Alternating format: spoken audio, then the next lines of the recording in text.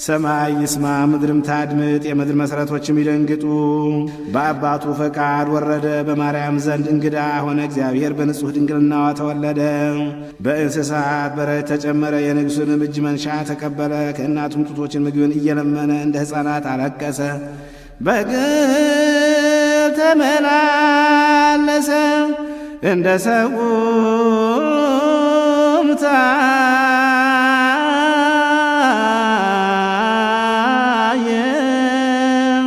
በየጥቂቱ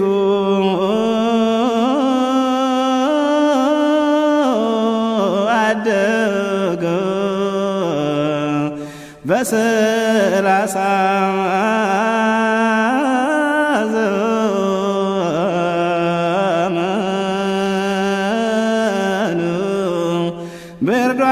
በዮርዳኖስ ተጠመቀ። እንደ ሰው ሆኖ ለመጾም በገዳም አደረ። ከዲያብሎስም ዘንድ ተፈተነ። የጨለማ መኳንንት በአምላክነቱ ኃይል ሻረ።